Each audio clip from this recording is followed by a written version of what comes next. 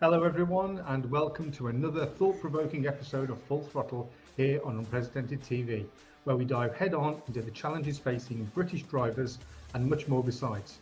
I'm Paul Naylor, Communications Director for the Alliance of British Drivers, and today we're talking with Anne Widdecombe of Reform UK. Indeed we are, and I'm Brian Gregory, Policy Director of the Alliance of British Drivers. Two things I think we'd like to cover with Anne. One is net zero, which is progressively destroying the whole of UK industry and basically making everybody redundant.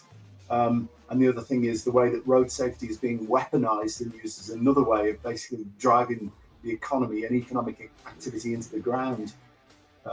So it's going to be an interesting episode.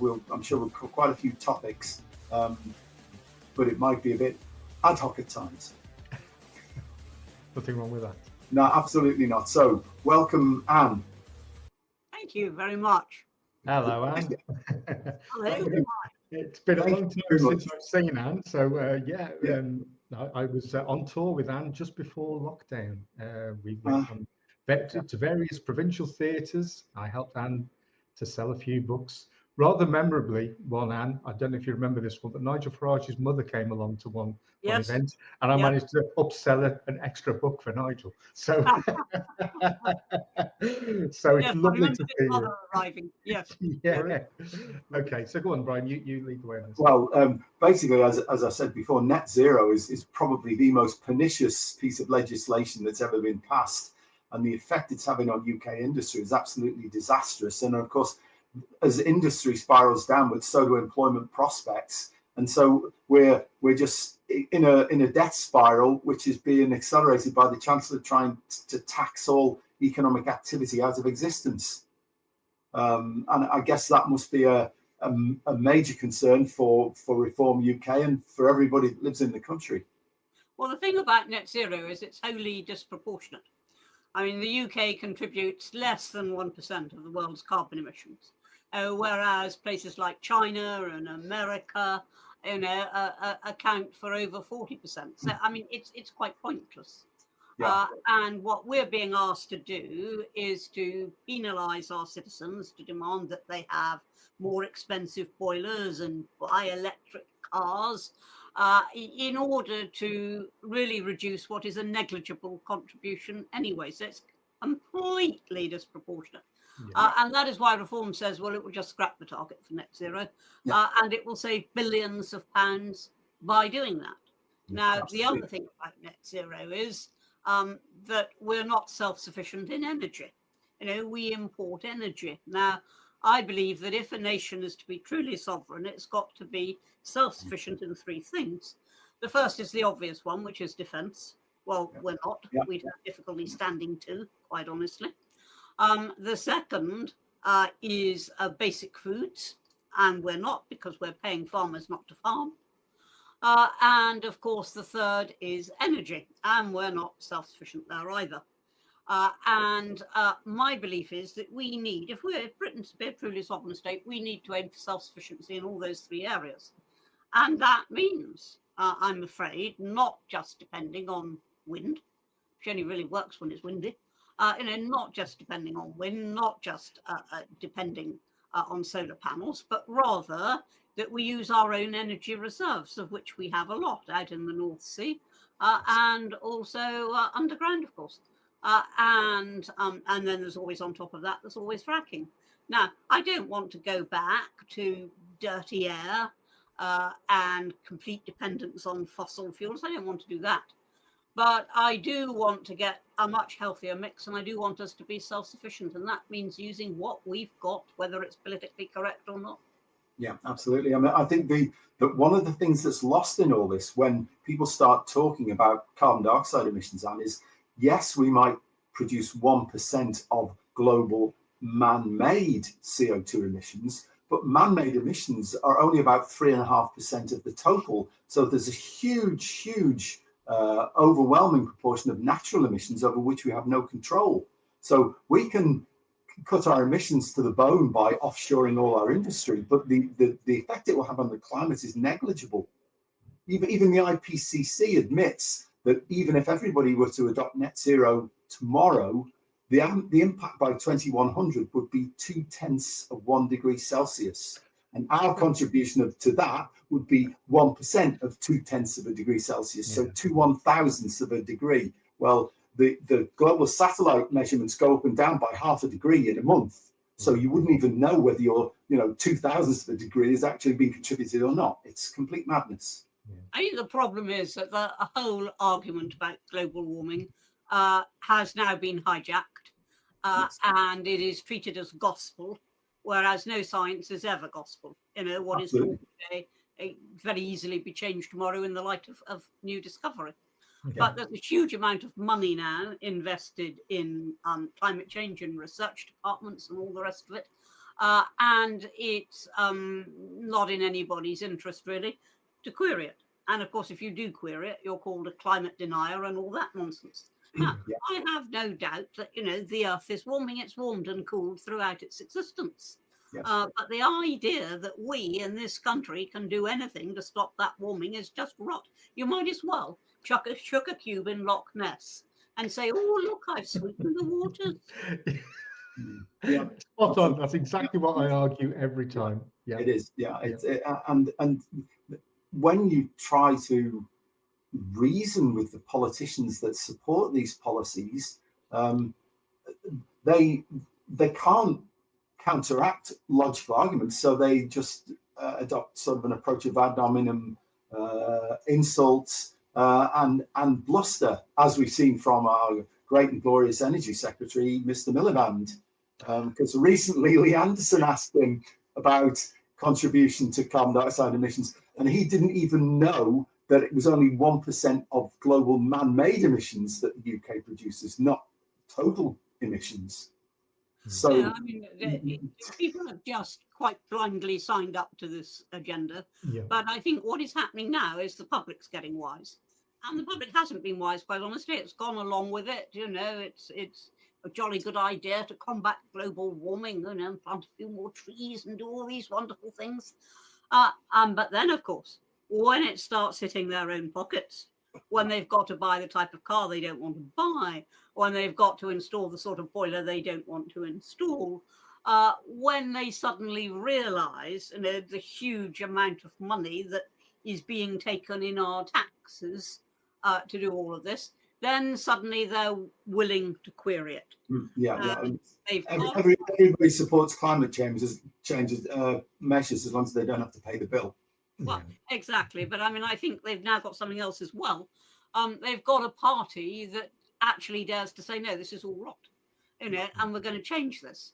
And that party, of course, is Reform UK. Now, they could be as cross as they like about having to pay for it, but if they didn't have a political party that was on their side, it wouldn't be any use. And if we still just had, the Tories and Labour, if that was all we had, we wouldn't have a serious debate about climate change at all. Correct. But now the public have got somewhere to go.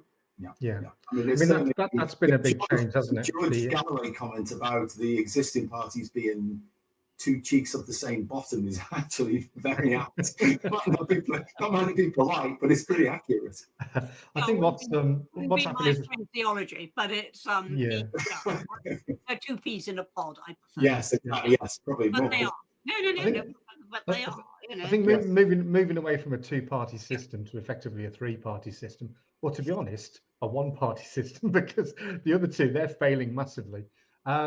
There's been so much of a failure over the years between the baton changing between red and blue that really reform is a breath of fresh air for many people. Well, the way people used to think was, if they had a Labour government that was failing, they used to think, well, it's okay, at the next election, Tories will come along and put it right. And vice versa. When it exactly. Depending on where you were, relative to the centre. And that's what's made the difference, and that's what's giving reform its runaway success, is that they're not becoming different, and it's being offered by one party. Yeah, no, exactly. And so, I mean, with 14 years of the Conservatives, as you say, floundering around, I suspect, at least in part, as Kathleen Porter says, because they didn't quite realise to what extent the bureaucrats, civil servants and quangos had actually emasculated government. So government comes in, expects to be able to do things and finds that they're opposed at every turn. And so they thrashed around with that for well over a decade. And then Labour, of course, have come in and seem to be in the thrall of quangos and civil servants and of course international regulations, and determined to just add more sort of pain on top of what we already endured. It doesn't matter what the civil servants do and what the quangos do. Governments can always oppose that. What matters is what you touched on at the end, which is international interference. And when you're signed up to a whole load of treaties which actually militate against what you want to do, that is a very different situation, because we're a country that has always said we respect law. And if we're signed up to a treaty, we'll fulfill that treaty just because we're signed up to it. But of course, I mean, first of all, the Geneva Convention on Refugees was established in 1951. 1951. It's now 2025. Situations changed completely. The nature of asylum has changed completely. It's no longer about individual persecution. It's about fleeing conflict. And we are therefore entitled, I think, to say, you know, we will come out of that convention. Similarly with ECHR. And we simply have to take control of our own destiny. And we can only do that if we repudiate these conventions and these treaties. Now, it's not something I just want to do lightly like that and throw the whole thing up in the air. But where it has been proven, that these treaties are now working to our detriment as a country, then I think we're perfectly entitled to say that's the end of that. And if Parliament decides to renounce a treaty, the civil servants, the quangos, and everybody else, and by the way, we could do without most of the quangos. Yes, absolutely. Quangos, and pretty well everybody else will have to follow suit, because that will then be the law. Yeah, and certainly the problem I think with the current administration is that the Prime Minister himself is very much a lawyer before he's a politician, actually, and he believes that international law should override national sovereignty, with which personally I completely disagree. He's a globalist. That's evident in his reset with the EU. Yeah. Which is yet another surrender of British sovereignty, which we will reverse when we come in. But as I say, you can get rid of quangos. You can make quangos do as the government wants. You can make civil servants certainly do as the government wants. But you can't do that if the law is against you. And that is why, first and foremost, we have to deal with the international treaties. Yes. Yeah, absolutely. I think I fully understand that as well. Yeah. But certainly it is clear that, as you say, that public opinion is now beginning to turn on this subject, because I mean, even I think it was yesterday it was announced that what is driving, despite what the government's been saying about gas prices, what is actually driving energy costs upward is the subsidies for renewables, which are, as you say, reliably unreliable, and B, usually don't deliver power when we really need it, and deliver it when we don't. And they're being paid to switch wind turbines and solar arrays off, because they're supplying power that's surplus to what the grid requires. And then when we hit one of these Dunkelflaute things, you know, the low light conditions and low wind conditions, they don't supply anything at all right when we need power the most. They're inefficient, they're expensive, they're ugly. There is very, very little to commend most of these initiatives, but it's become an article of faith. It's no longer a practical response. It's become an article of faith. And as I say, you've got a party that is prepared to challenge that article of faith. Yeah, which is refreshing, as Paul has already said. So yeah, I mean, we will be interested to see what happens, and because I believe Richard Tice actually was on. There's another one of the Scottish refineries is being closed down, I think, and Richard has been on GB News and various other channels, pointing out that we can't allow this to continue because we'll have no industry left. Well, indeed, and we wouldn't have any steel industry now. And if Tice and Farage hadn't intervened. So it is very important. I mean, lots of things are very important. First of all, getting senior, high-achieving businessmen back into this country. They're all fleeing at the moment, the Labour penal taxes. Getting them back into this country, letting them take initiatives, supporting those initiatives, supporting the employee as well by not taking quite as much money as the state now takes, and just trying to get everything working. Now, Mrs. T did it. It can be done. And if you consider where we were in 1979, it can be done. It won't be done by Tuesday afternoon. It will be heavily opposed by elements who don't like what we're doing. But it can be done. Mrs. T showed that. We shall show it too. Good. At the point of time of recording this, we're a week away from the budget. Yes. And what do you expect to see in that budget, and that will impact in terms of on families regarding potentially motoring, but also net zero? Do you think there'll be anything that will come up in the budget that will force that onto people more, or do you think there'll be some sort of withdrawal of that? No, I don't think there'll be withdrawal from net zero in the budget. I think it'll be a high tax budget. Exactly how she levies the tax that she promised that she wasn't going to levy, I don't know. But I believe that is what she will set out. Yeah, and I think that's very disappointing. If you want growth, you have to have tax cuts. Yes, you need a low tax economy to encourage economic growth.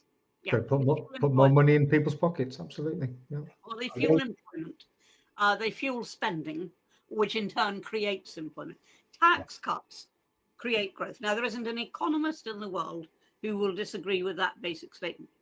And yet, because we've got so fixated on any penny you're going to spend, you must account for another penny that's going to pay for it. Because we've got fixated on that, which we didn't used to be. We don't make the one step that would absolutely guarantee growth, which is cutting taxes. Now, Truss got it all wrong in the way that she handled it, completely wrong. She tried to do far too much too soon and altogether. But she had the right idea. And the right idea is that you only get an economy going if you lower taxes. You only become competitive with other economies if you lower taxes. You only attract investment. I mean, heaven help us. We put up our corporation tax to the same level as France, and then stood back and looked ever so surprised when businesses went off to the Irish Republic. The rate was much lower. And well, what did we expect to happen? And that was under a Tory government. Well, it was Winston Churchill, was it not, who said you can't tax your way to prosperity. It's like standing in a bucket and trying to pick yourself up by the handle. Exactly. Yeah. So but you did ask me if I anticipated any motoring effects from the budget. And I think the answer is yes, because the motorist is always a prize cash cow, quite honestly. And I have no doubt whatever that without any improvement in the roads and driving conditions, the motorists will be fleeced again. Because we have to drive. We have to drive. The very few people, if you live in the center of a very big city and you work fairly close to where you live, then okay, you do not have to drive. But pretty well everybody else, whether it's taking the kids to school, whether it's getting yourself to work, pretty well everybody else has to drive. And therefore, you're easy to milk because you can't say, no, I'm not driving there. You can't say it. So you're very, very easy to fleece. Yes. Certainly when we were on tour, and we did some miles, didn't we? We're big friends of Howard Cox from Fairfield, UK, who for many years has been quite successful in stopping any increases in fuel duty, or certainly limiting.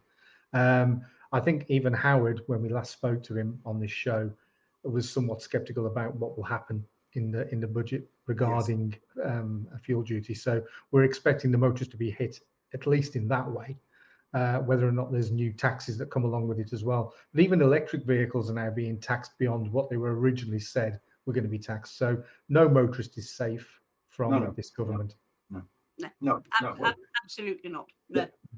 I think that was inevitably going to happen, though, and as we, well, arguably, I'm not even sure this transition will ever be complete, but as the arguably move towards more electric vehicles and lose the excise duty from the fuel on normal conventional vehicles, you have to transfer the tax burden progressively over to drivers of electric vehicles as well, or the books won't balance. It's economically clear. Yeah, I mean, I'm sure that is true. Yeah, and I couldn't see any way that even when they were giving, well, as they are still giving big discounts for buying electric cars to various people, mainly I think though they're being taken up by company car drivers and business drivers, less so I think private buyers who are still very wary. But still, it was clear from the very start that the tax-free bonanza for electric vehicles wasn't going to last forever. And anybody who thought, oh, I can make a quick buck here by buying an electric vehicle was always going to be sadly disappointed in the long run.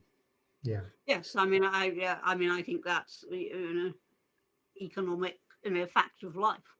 Yeah. And of course, governments quite often will try to get you to do things by making it very attractive at the beginning. I think we can all remember, or at least most of us can remember, maybe you're too young, but when you used to get tax relief on mortgages, when you used to get tax relief on life insurance, yes, when you used to get tax relief on private health insurance, and what was that about? It was about encouraging us to do it. And then when we did it as a habit and got used to it and didn't want to do without it, then very gradually the help disappeared. Yeah. It's what is it? It's three things are inevitable: tax and death. Yeah, there's nothing in the middle. Tax, something, and death. I can't remember what the one in the middle is, but yes, there's certainly the birth. Oh, birth.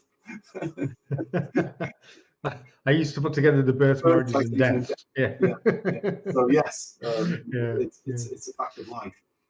I think the other thing that is worrying us is that the way that road safety is being weaponized now. I mean, even this latest thing about suggesting narrowing roads, all roads which have traditionally, since for about 1,000 years, apparently, have been 12 foot wide each carriageway, each side of the carriageway. They're now being talked about, just being suggested that they should be reduced to 10'8" to stop people overtaking cyclists. No law, of course, to stop cyclists overtaking cars. Exactly. No. I mean, I think for a very long time now, safety has been used for something other than safety. Yes. When you think of the huge amount of money that is raised through speeding fines. Yes. And half the time, they're nothing to do with safety at all. No, well, I mean, we just got like this little graph thing. And so if you did the driving process, basically, first you observe what's going on around you, then you form a hazard response, and then you execute that response. But unless you're doing the observation bit, all the rest you can forget. Because if you're not observing properly, you won't avoid the accident. Yeah. But the philosophy now is that all you need to do to drive safely is observe whatever the number on the tin plate is. And it's a lot more complex than that. Yeah. But I mean, it goes beyond speed. I mean, you can get fined if you stop in a yellow box. Yes. Even if some circumstance arose to make you stop, you then have a very tortuous process to try and appeal against. And all this is about getting in money. And the thing about speed cameras is that conditions do not stay the same for 24 hours.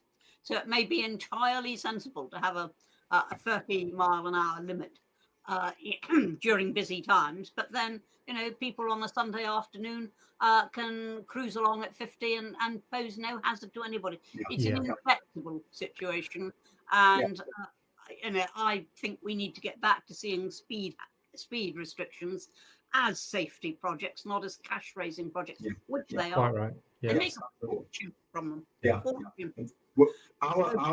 Our philosophy on this, Anne, is that what we really need is a road accident investigation and prevention branch, similar to what they have with aviation and marine, with people who actually have a safety background to look at what causes accidents, recommend remedial policies, including setting speed limits, setting enforcement policy, and to actually have teeth to audit, sort of wildcat audit thing, a bit like Ofsted,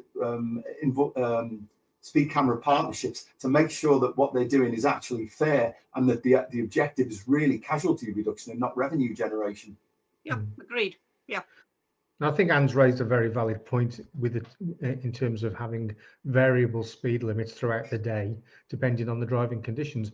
I mean, if you're sat on a motorway at 4 o'clock in the morning with no traffic around, what's the sense in staying at 70 when you could be going faster and being no danger to anybody? You get dual carriageways, where, you know, it would be perfectly, as I say on a Sunday, perfectly safe to do 50, 60, but because they're down to 40, you know, because at certain times of the day that is justified, they're 40 all the time. You know, there's no flexibility in it, which in this day and age of digital technology, of course, we've got the technology that could easily monitor that and do that properly. And it's only being used in one way. I mean, the thing about 20-mile-an-hour limits around schools, well, most of the time the schools are shut. So if you have an electronic system that, you know, the caretaker goes in, turns the 20-mile-an-hour sign on when the school's opening and closing, when there's children around, that's fine. You don't need that at 5 o'clock in the morning in the summer holidays, because there's going to be nobody there. And that's the point you were making. Is the limit reasonable and sensible for the prevailing conditions? Well, what Reform has said is that we will abolish 20 miles an hour completely, except outside schools, care homes, hospitals. And you know, we'll still have them there, but we will not have them anywhere else. I mean, they're imposed right across London at the moment. Yes. I drove in London a couple of years ago now, and I came upon this business that it's 20 miles an hour, and I thought, oh, well, that's all right. You know, when I get out towards Westway and driving down towards the West Country, they'll disappear, you know, between here and there. Well, you know, I drove practically to Westway before the wretched things disappeared. Now, it is a nonsense. And, you know, the same thing goes. I'm all in favour of cycle lanes. I really am, because I think that if cyclists are and observe the lanes, that's quite important. But if they observe the lanes, it's much better for the driver as well as the cyclist, because you don't when wretched things are wobbling beside you very close. And I think you can feel that in big congested cities.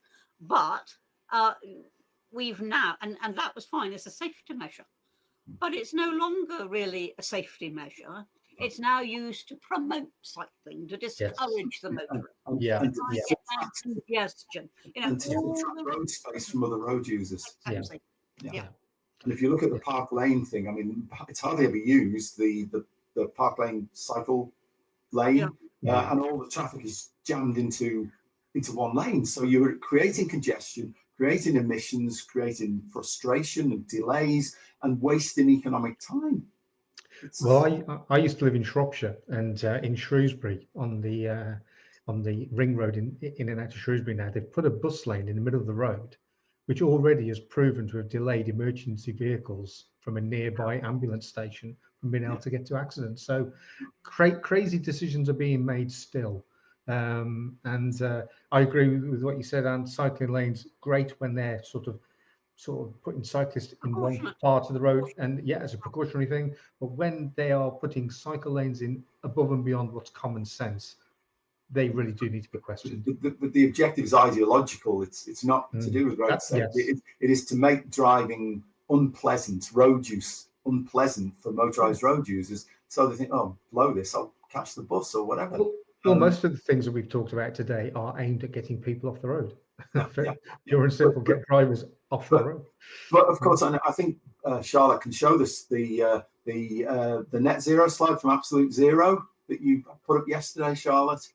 I don't know if you've seen this document called Absolute Zero, produced by UK Fires, and it's a group of ivory tower academics, and it sets me that I'm my alma mater, Oxford and Cambridge. This is it. Are all involved in this, but basically this is the strategy that this document, which cost £5 million of public money, by the way, came up with for how we achieve net zero by 2050. So this, the top line is there's going to be a 40% reduction in road use between now and 2050. Well, when have we ever seen any reduction in road use apart from in COVID? There's always been 1 to 2% increase per annum, never a reduction. Rail, of course, which is one of the favoured children of the environmentalists, that's left alone. Flying, there will be no domestic, no flying by 2050. There will be no shipping, no commercial shipping, so no cruises, no commercial sea freight by 2050. How will the country survive? Well, we're an island. We can't anything. We need the sea. And we need to use the sea. It is a nonsense. And again, I think that as the public realise, what's being planned and how badly they're going to be treated and how seriously their choices are going to be curtailed, while China and the United States continue blasting carbon into the atmosphere. Closely followed by India and Brazil and all the rest of the developing world. Well, I only picked those two because they're the biggest. But of course, you're right. There are others that take up substantial amounts of carbon. But I think as people begin to realise exactly how oppressive these measures are, this is the dream of somebody who wants to go back to the days of barter and live as our ancestors lived. This is not the dream of a progressive, thriving, dynamic. Absolutely. It's a retrogression to almost feudal conditions. Well, I think that every time I see a wind turbine, I think, we're going back to windmills. It is, and the idea, that we won't be able to cruise from Britain. Well, believe me, other countries will make it perfectly possible to cruise from them, and they will simply take the business and the profits. Which is happening right across our industry at the moment, and as ours spirals down into insignificance, the America, Russia, China, all these other economies are powering forward and laughing at us. And that's the really embarrassing bit about it as well. That as you say, that they must be just think we're crazy. Well, we are. We've got everything out of proportion. I mean, that's what's happened. And there hasn't been sufficient political challenge. I mean, both Labour and the Conservatives, and of course, the Lib Dems and the Greens, they're all singing from the same hymn sheet. And so there hasn't been enough challenge. There hasn't been enough saying, well, hang on, maybe we're going too fast, or maybe we shouldn't be aiming at anything quite that absolute. There's been none of that at all. And, you don't have debates on this. As far as the BBC, for example, is concerned, it's settled science. And therefore, there's no debate. Well, there will be debate when reform get in. Well, absolutely. I mean, and as somebody whose background is in chemistry, there's no such thing as settled science. I mean, if you think there was a time when the received wisdom was that the sun revolved around the earth. Well, but in more recent times, diesel was supposed to be the answer. Well, exactly. That was the prevailing received wisdom. It's going to be number one, absolutely ridiculous. There is never such a thing as settled science, and things that we think are absolutely right now and unchallengeable may well be challenged in the future, and most scientists will admit that, except when it comes to climate change, and then no room for dispute at all. Oh yes, there is. There always is. Yeah, absolutely. And certainly if you look back into the historical record, the climate's never been stable. We've had the Minoan warm periods, the Roman warm periods, medieval warm periods. We have a warm period now, and in between we've had dips downwards, more under minimum, and then of course in the late 1700s, early 1800s, we had the Little Ice Age when there were ice fairs on the Thames. No, the Thames was frozen over. When we say, if something's cold now, if we get a cold snap, we say, it's climate change. And if we get a warm snap, we say, it's global warming. Everything. I saw a funny cartoon today. It was like one of those Wheel of Fortune things spinning around, and whichever thing the pointer landed on, that was climate change. So it doesn't matter if it's getting warmer, colder, wetter, drier. It's all climate change, which it is, but it's what's causing the climate change that's the key issue. And the culprit actually isn't man-made carbon dioxide. There's a lot more factors involved than just. They brush over so simply as well. Yes. When they get their predictions wrong. Yeah. In the mid-70s, there was actually talk of an ice age. Yes, there was. That's right. I remember when that. global warming really started taking off, and we had the Hadley Centre, which used to produce the figures every year, and the figures were going up like that, and scientists said that's going to continue, it's going to continue. And then we had a 15-year pause. So they switched their ground.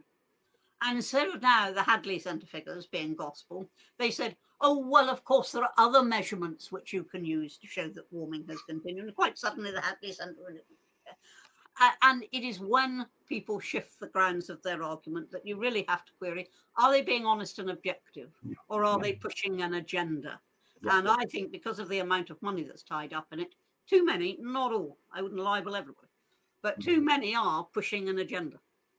Yeah, certainly. And I mean, there's evidence that the Met Office has actually been putting in false data from stations that don't exist into their average temperature measurements for a long time, and not allowing for urban creep, because the measures from Coningsby are right next to the runway where there's typhoons taking off. And if you do your measurements there, you're obviously going to get the effect of jet exhaust trails during the takeoff periods, and that's where they got one of the records, the 40 degrees Celsius record, because there were 3 typhoons taking off when they took the measurements. So there's a big spike, and then it drops down again when they've gone. And there's a lot of stations now which are compromised, and I think they have ratings for them. 1 is top notch, and 5 is junk science, and a lot of them are actually in 4 and 5, which is very dodgy. 2 plus or minus 2 degrees Celsius, and some of them plus or minus 5. So yes, it's definitely true. I think you're quite right, Anne, that they've been captured by climate evangelists, really. Yeah. Oh, yeah. I mean, I think that sums it up. The term evangelists just sum it up, because climate change has become a religion, quite honestly. And if you dare to depart from it, you face an inquisition. Yes. Yeah, exactly. And it's history repeating itself. And then, as it was then, it's the evangelists, the people who were questioning it, who were persecuted, but it turned out they were actually right. Well, it was called global warming for a long time, but then when it was, when we had lots of cold weather, they thought, well, we better change this to climate change then.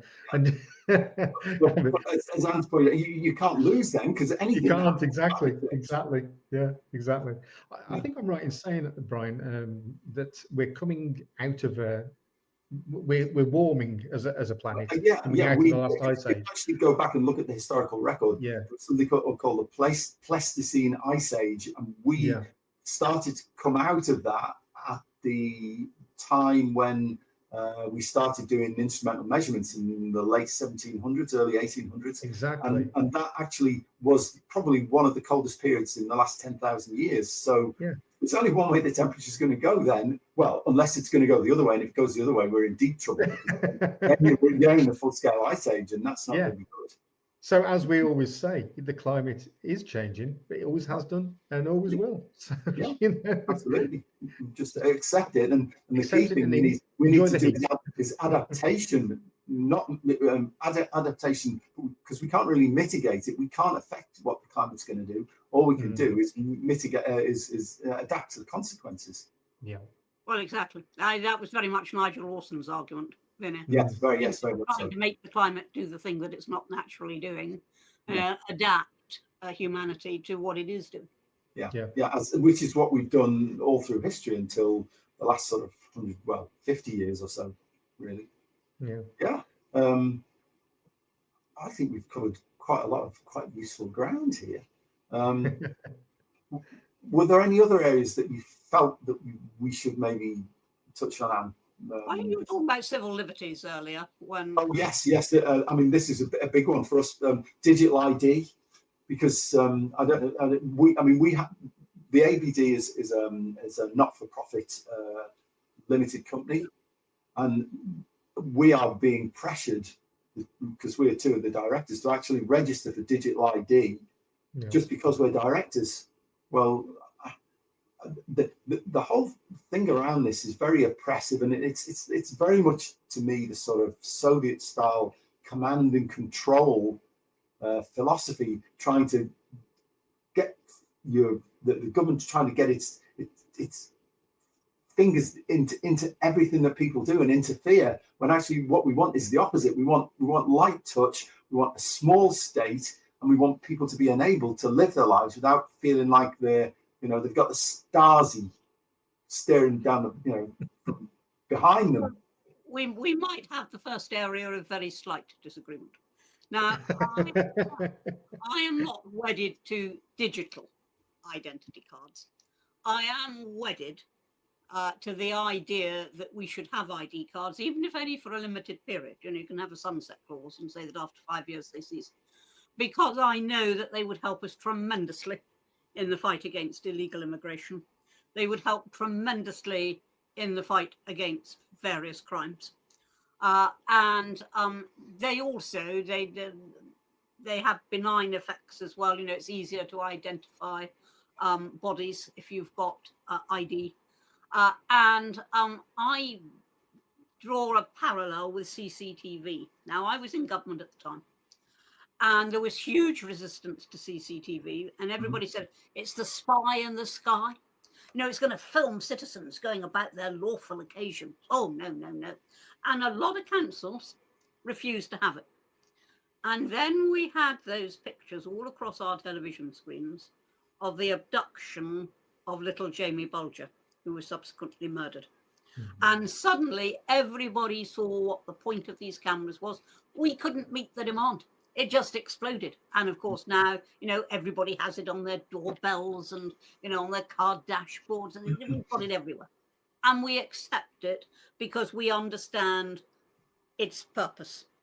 Now, I think the first time that you had a major crime solved by ID cards, or a major breakthrough on illegal immigration produced by ID cards, people would understand their purpose and would accept them.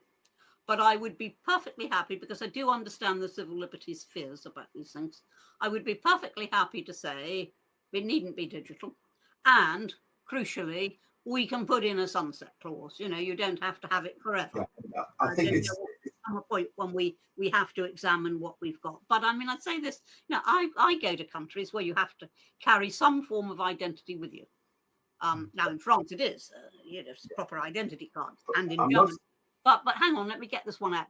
But when I was a member of the European Parliament in Brussels, we had to carry ID by law, but it didn't have to be any particular type of ID. I mean, I got my passport in my handbag.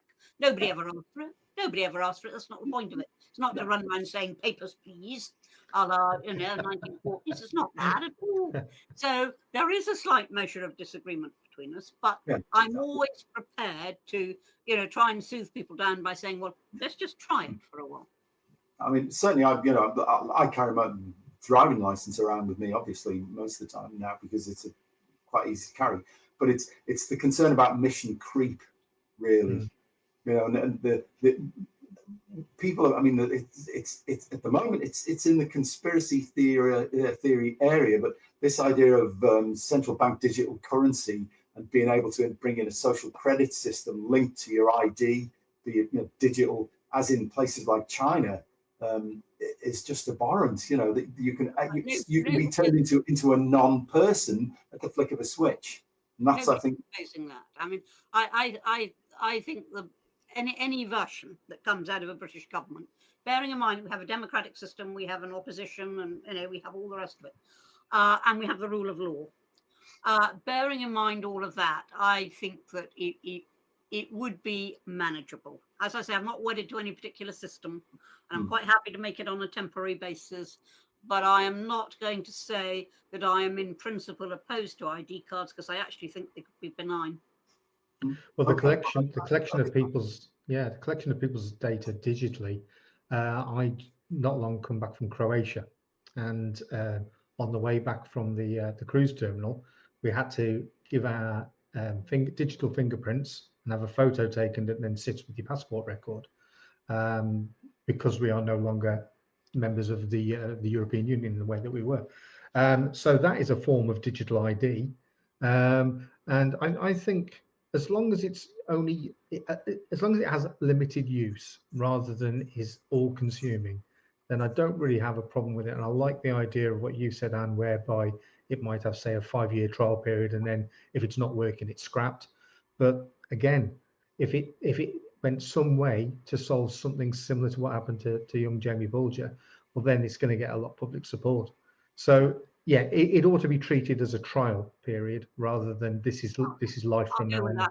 Go with that, Jeffrey. I should say at this point that Reform's policy is not to have ID cards, but Iron Reform just take slightly different paths on this one, because although I understand all the concerns about civil liberties, I lived through the CCTV, and I know that sometimes those concerns can be misplaced. Yeah. Okay. Well, I think that's it's not unreasonable. We can agree or disagree on nuances, but I think that as long as it's not being used to control people's lives, I mean, it's fair enough. Obviously, you're trying to control criminals, but if we get to the point where it starts to interfere with people going about their normal daily lives, then I think that's where you draw your line in the sand. Yeah. Frankly, we're under so much surveillance at the moment. It's very difficult. If you walk out of your front door and you walk any distance at all, you'll be picked up by umpteen different cameras. Private cameras, public cameras. We are now with a surveillance society. If I drove from my home in the West Country to Scotland, the cameras would say exactly. You have to track your journey. Absolutely. Yeah. But it's like, as I say, as long as it's used for the purposes which it was intended to curb crime and to make people safer, that's fine. But beyond that, I would become very uncomfortable with it. But we'll have to see. I mean, the problem is as you know, you can find a politician say, "Oh, we have no intention of bringing this policy in at the moment." So that just means it could be next week or the week after. So I'm always a bit suspicious of guarantees, cast iron guarantees by Mr. Cameron and people like that. Yeah, I know. I think you're absolutely right to be cynical about it. But as I say, Reform is opposed to it. So if you have a Reform government, it'll be people like me trying to fight them to do something that otherwise they won't do. Yeah. Brilliant. Well, excellent. I think this has been a useful discussion. I've certainly enjoyed it a lot. So I think we've covered everything. We've talked about net zero. We've talked about hijacking road safety to actually reduce people's freedoms. And we've talked about digital ID. So I think that's been a good combination. Good for one discussion. Yeah, absolutely. And from my point of view, it's been lovely catching up. Great. How's Andy Richardson? Is he okay? Yeah, as far as I know, he's doing well. He's now got something equivalent of like a small mansion somewhere in Worcester. He's got about 10 cars, 6 vans. He's doing very well. Doing very well indeed. When he works. He does work 25 hours a day, that lad. Yeah. Been lovely seeing you. Take care. Absolutely. Thank you very much, Anne. It's been very good. I'm sure we will take the opportunity to ask you to come on again in the future, and we can review how things are going. Be delighted. Right. Thank you very much indeed. Thank you. Thank you. Thank you.